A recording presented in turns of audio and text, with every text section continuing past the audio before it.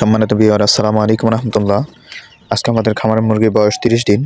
আলহামদুলিল্লাহ, আজকে আমরা, আপনারা জানেন, পিছনের ভিডিওতে দেখছেন, আমরা 80 পিস মুরগি এখান থেকে বিক্রি করে দিয়েছি। আমাদের 300 পিসের মতো মুরগি ছিল। তো এখান থেকে মুরগিগুলো বিক্রি করে দেওয়ার পর আমাদের খামারের পরিবেশ পরিস্থিতি, মুরগিগুলোর কতটুকু ঘনত্ব ছিল, সেই ব্যাপারটি আজকে আপনারা দেখবেন। তো এখন মুরগি বিক্রি করার পরবর্তী অংশের একটি ভিডিও দেখাচ্ছি আপনাদের। আলহামদুলিল্লাহ, বাচ্চাগুলো খুবই চাপাচাপি অবস্থায় ছিল, একটির সাথে একটি লাগানো অবস্থা ছিল, মানে জায়গার স্পেস অনেকটাই কম ছিল আর কি। সেই ক্ষেত্রে চিন্তা করেই আমরা 80 পিস মুরগিকে বিক্রি করে দিই। তো আপনারা দেখতে পাচ্ছেন মুরগিগুলো কতটুকু আনন্দে স্বাচ্ছন্দ্যে আছে। তো এখন আমরা কি ওষুধগুলো দিব, কি করব, সেই ব্যাপারটা আপনাদেরকে বলে দেব।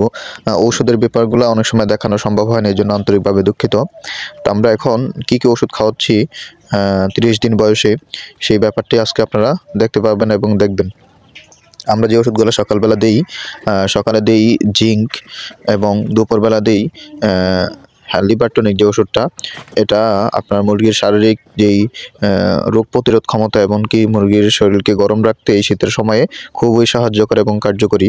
পিছনে সকালে যেই ওষুধটা জিঙ্ক দেই, সেই জিঙ্কটাও মুরগির শারীরিক বৃদ্ধি এবং কি রোগ প্রতিরোধ ক্ষমতা, শরীরকে উষ্ণ রাখতে খুবই সহযোগিতা করে।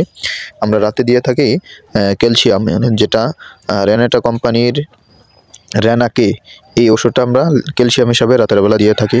এতে করে মুরগির হাড়ের ভিতরে যে মজ্জা বলি বা আমরা যে কালো অংশটা দেখতে পাই, ওইটা খুব ভালোভাবে তৈরি হয় যদি রেনাকে এই সমস্ত ক্যালসিয়ামগুলো খাওয়ানো হয়, অথবা মুরগির যে সমস্ত ক্যালসিয়ামের ঘাটতি আছে, ওই ঘাটতিটা ওই ক্যালসিয়ামের মাধ্যমে পূর্ণ হয়ে যায়।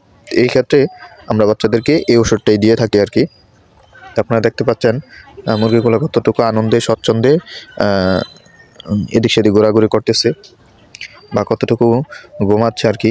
এটা খুবই ক্লান্ত, এমনকি খুব একটি দখলের উপর দিয়ে গেছে। বাচ্চাগুলো যখন আমরা ধরছি বিক্রি করার জন্য, তখন অনেকগুলা বাচ্চা লড়াচড়া করছে, এদিক সেদিক দৌড়াদৌড়ি করছে বা একটা উপরে যে পড়ছে, এতে করে ওদের প্রতি একটি শারীরিক দখল গেছে।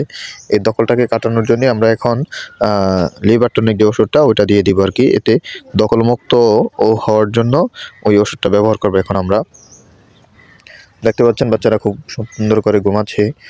তো আল্লাহ শুকরিয়া, আমাদের যেই খাদ্যের পরিমাণ বাচ্চারা খেতেছে, এটা খুবই সন্তোষজনক। মোটামুটি আলহামদুলিল্লাহ, আমরা যেই পরিমাণ খাদ্য দিয়ে থাকি সবগুলো খাদ্যই খেয়ে থাকি আর কি।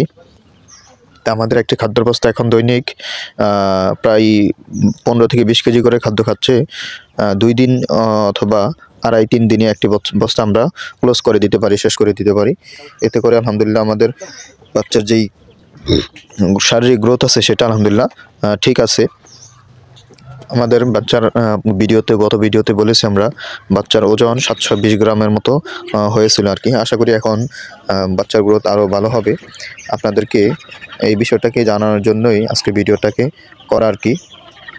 তো দেখতে পাচ্ছেন আমাদের লিটারগুলো কিন্তু একটু নষ্ট হয়ে যাওয়ার পথে ছিল।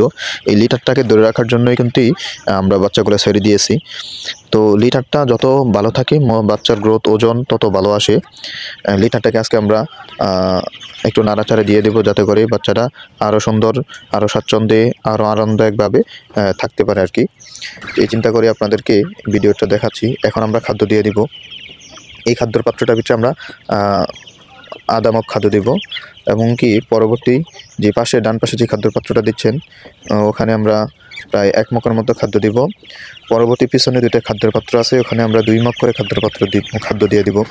2 মগে প্রায় 2.5 থেকে 3 কেজির মতো খাদ্য থাকবে।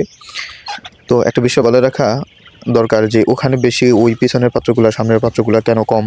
একটা বিষয় হলো, ওখানে যে হোপার আছে, হোপারের নিচে মুরগিগুলো থাকে, গরমের থাকে ওখানে। তো এই জন্য ওখানে খাদ্য এবং পানি বেশি দিতে হয়, খাদ্য পানি বেশি খায়। একটা জিনিস আপনাদেরকে মাথায় রাখতে হবে, বাচ্চারা যেখানে থাকে বা যে পাশটা বেশি থাকে, ওই পাশে একটু খাদ্য এবং পানির অংশটা বেশি দিতে হয়, বেশি রাখতে হয়, যাতে করে একটা পাশ বেশি সমান সমান না দিয়ে যেখান থেকে খায় ওখান থেকেই খুব ভালো করে দিতে হয় আর কি। এই ব্যাপারটা মাথায় রেখে আপনাদের খামার পরিচালনা করতে হবে। সকলকে দোয়া, ভালোবাসা, আন্তরিকতা অনুরোধ জানাচ্ছি। সকলকে পাশে থাকার জন্য বিশেষ ধন্যবাদ। আসসালামু আলাইকুম ওয়া রাহমাতুল্লাহি ওয়া বারাকাতুহু।